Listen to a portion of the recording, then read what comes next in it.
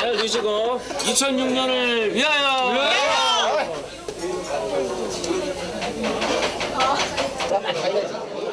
거칠게 거른 술, 막걸리. 막걸리 역시 완샷이야.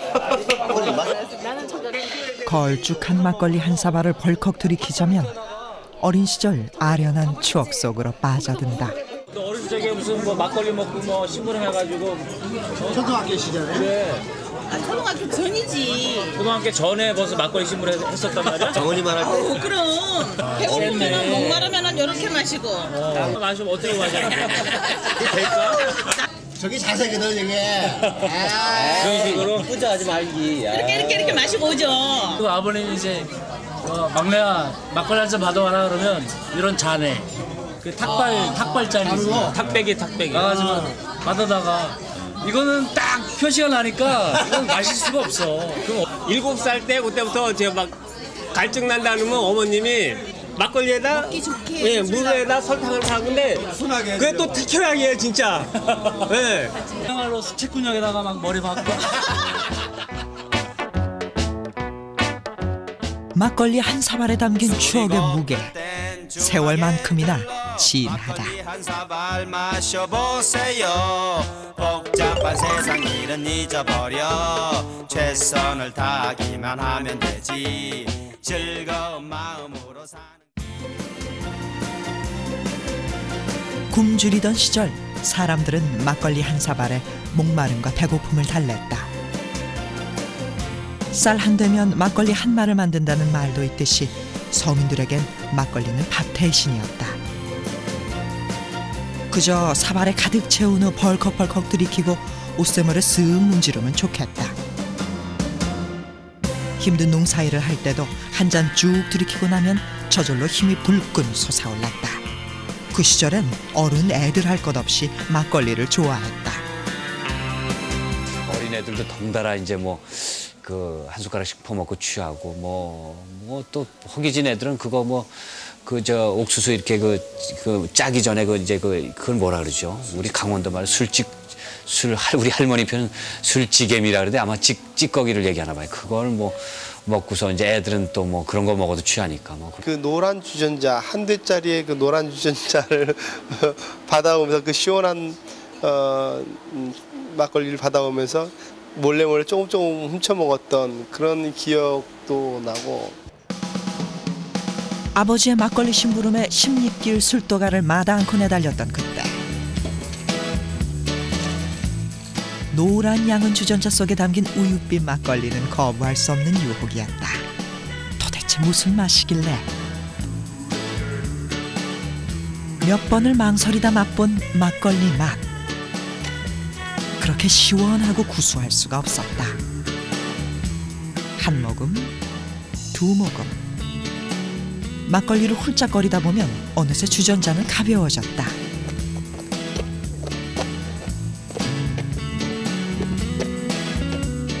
취기가 오르자 기분까지 좋아졌다.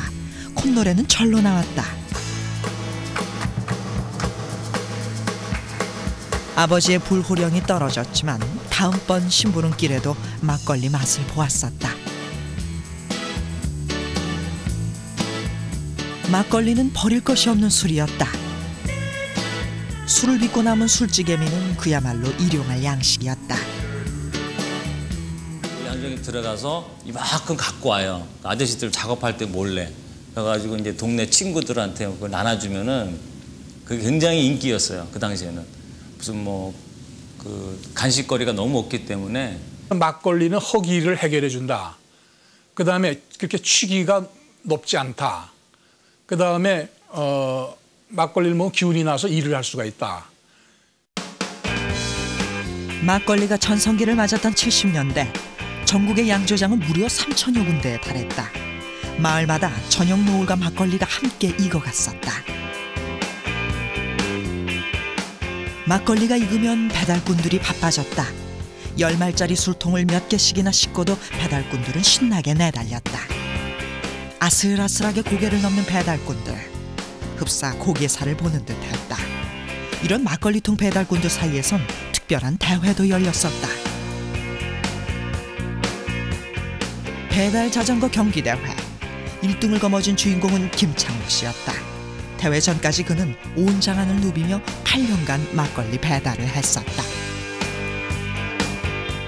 나부름 뭐 이런 김창욱 같은 선수가 뭐 먼저 잘 나가니까는 쫓아갈 수 없으니까 중도 포기하고 중도 하차된 사람들 옛날엔 타이탄 추력인데 그거 타고 들어온 사람들도 한 20명쯤 되죠.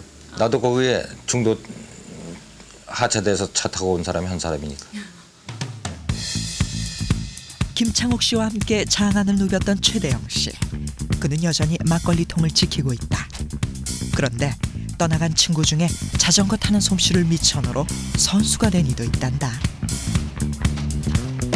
세계 사이클 대회도 나간 사람이 하나 있어요. 그 저희 이선배라고 하는 그 친구가 하나 있었는데. 이 대회 때. 이전에. 야, 그러니까는 여기에 종사한 사람들도 이걸 잘 타고 한 사람들이 사이클로 타서 접목해서 나간 사람들도 사실은 있거든. 기념식을 마친 박 대통령은 농민들과 나란히 기적의 벽시 낡은 집도 고치고 도로공사도 하고 시절이 시절인지라 농주인 막걸리는 대통령의 사랑도 톡톡히 받았었다. 일반 소비자의 절약으로 쌀의 자급자족을 이룩해야 한다고 말했습니다. 66년 박 대통령은 우연히 들렀던 실비옥의 막걸리 맛에 반했다. 그렇게 2년이 돼 14년간 특별관리된 막걸리가 청와대로 배달됐다. 이거를 이제 청와대에다가 갈 때는 여기다가 걸러가지고 이제 이걸 검은 찝차에다가 싣고 이제 여기는 이제 원당 파출소 그 순경이 가지고 이제 청와대에 간 거예요. 이거를요? 네, 이걸 가지고 간 거예요. 사실 잠이 안 온다고 술이 잘못되거나 뭐 독국물이라도 넣어놓으면 난리 나는 거 아니에요? 서슬퍼런 청와대 눈밖에라도 날싸라 의사 가운까지 부랴부랴 구해서 입었었다. 양주를 마시더라도 마지막에는 꼭 막걸리로 입가심을 했었다는 박정희 대통령. 비록 상표 등록 허가는 안 됐지만 특허청 사이트에서 박 대통령의 이름을 딴 막걸리 상표를 발견할 수 있는 건 바로 이 때문이다.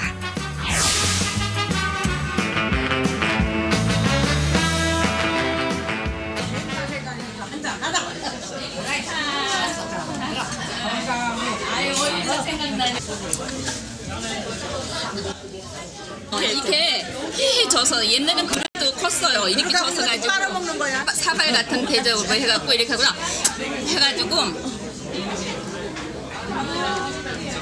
이걸 하고 좋다 그러면서 이것도 이렇게 손가락으로 시골에 가면은 막걸리를 몰래 담가가지고 누룩 밀주지 밀주 해가지고 방 구석에다가 이렇게 그냥 땅 파고선 독 묻어가지고 그냥 그때는 단속을 했기 때문에 막 이제 뭐 이제 동네 소문이 나면은 그냥 감추고 뭐 산에도 감추고 막 부엌에 그 나무더미에다도 막 이제 감추고. 65년 이후 식량 부족 해결과 추세 때문에 대대적인 밀주 단속이 벌어졌다. 어떻게 알았는지 단속원은 제삿날이며 잔칫날을 귀신같이 알고 들이닥쳤다. 온 동네는 벌집을 쑤셔놓은 듯 부산해졌다. 술독이며 누룩을 숨기기 위해 집집마다 온갖 방법은 다 동원됐었다.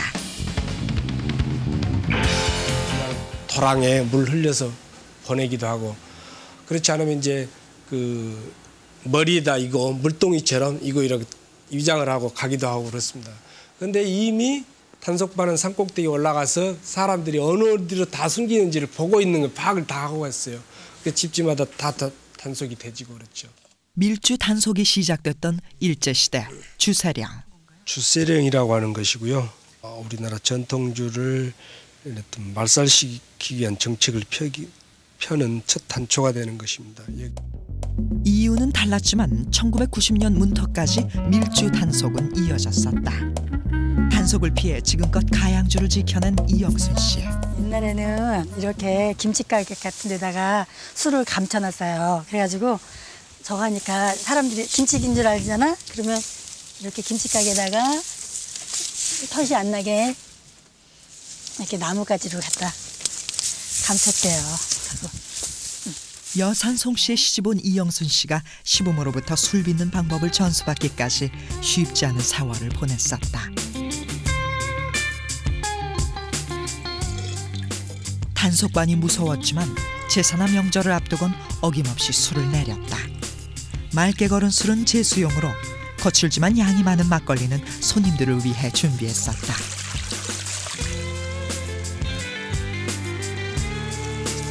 이제 막걸리에서 동네 사람 오며 가면 한 잔씩 마시는 것 같으니까 옛날 같으면 네, 선거철 때가 이제 중간에 이래서 그 봄 가을이 안 꼈을 때는 아마 추수 때만큼 많이 나갔을 거예요. 예를 들어서 한 하루에 100마리 정도 나갔다 그러면은 아마 선거 때는 거의 한 1.5배 정도? 양곡관리법 이후 비록 쌀로 빚진 못했어도 막걸리는 여전히 인기였다. 특히 선거철이면 어김없이 막걸리 술판이 벌어지고 선거 유세가 뒤따랐다. 자주 부탁합니다. 고맙습니다. 일명 막걸리 부정선거. 아무리 비밀 투표라 해도 어느 놈이 누구를 찍었다, 이 정보기관에선 다 알게 돼 있습니다. 지금이라면 통하지 않을 협박도 뒤따랐다. 막걸리판이 벌어지다 보면 걸쭉한 입담도 이어진다. 기분 좋은 취기 끝에 주고받는 취중 농담. 그런데 술자리 농담 때문에 곤욕을 치르기도 했었다. 바로 막걸리 반공법 때문이었다. 수많은 이들이 반공이라는 이름하에 잡혀갔었다. 70년대 학생운동으로 그 감옥에 갇힌 경험을 가졌었습니다. 그런데 제가 70년대 말에 감옥에 들어갔을 때 제 주변에 굉장히 많은 숫자의 막걸리 반공법으로 들어온 수감된 사람들이 실제로 많았습니다. 보통 보면은 술 한잔 먹고 이놈의 세상 못 살겠다. 사실 말 못하게 해서 그렇지 북한의 농민들이 더 잘 산다더라. 이런 말을 하면 서민들이 막걸리 때문에 당한 순환은 이뿐만이 아니었다. 불량 막걸리 파동, 가바이트, 항생제 등 종류도 다양한 불량 막걸리들이 서민들의 속을 멍들게 했었다. 탱크 안에 카바이트를 넣고 발효를 인위적으로 도모한 거죠. 그렇게 되면 이제 하룻밤 사이에도 익힐 수가 있어요, 술을요. 많은 양의 술을 한꺼번에 단시간에 익힐 수 있다는 점에서 그러는데 거기에 이제 유독성 가스가 발생이 되죠. 그래서 그게 상당히 인체에는 치명적으로 해로운 것임에도 불구하고 그 시절에는 그 방법 이상의 어떤 좋은 술을 단시간에 익힐 수 있는 시설이나 이런 게 없었기 때문에 그런 방법을 동원해서 한때 마셨었죠. 네, 그럼 오늘의 심사위원은 이 술집 대표이신 쉬지 말고 드십시오. 잠깐. 술은 흘려서도 안 되며 요령을 부려서는 더욱 안 됩니다. 자, 한 그릇. 야야, 흘리지 말고. 어린 시절 심부름길에 맛보았던 막걸리. 대학에 들어가선 사발로 들이켰다. 술이 술을 마시게 될 정도면 물릴만도 하건만 어김없이 막걸리를 찾았다.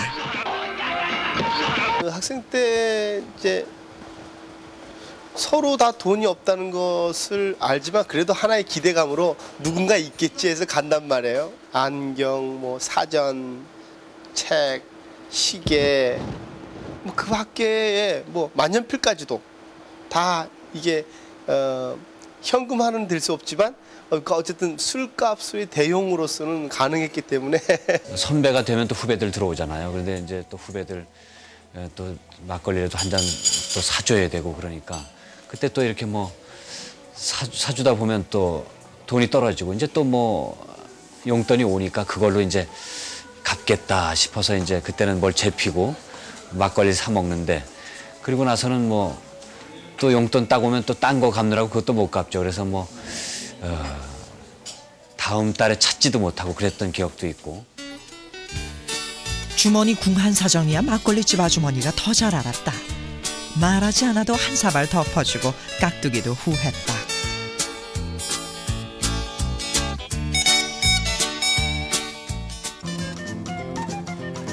넉넉한 인심을 자랑하던 막걸리집. 이라는 것이 우리 지금은 민속주점이란 이름으로 곳곳에 자리 잡고 있다. 주점 한편에 자리를 잡고 고단한 인생살이를 논하는 사람들.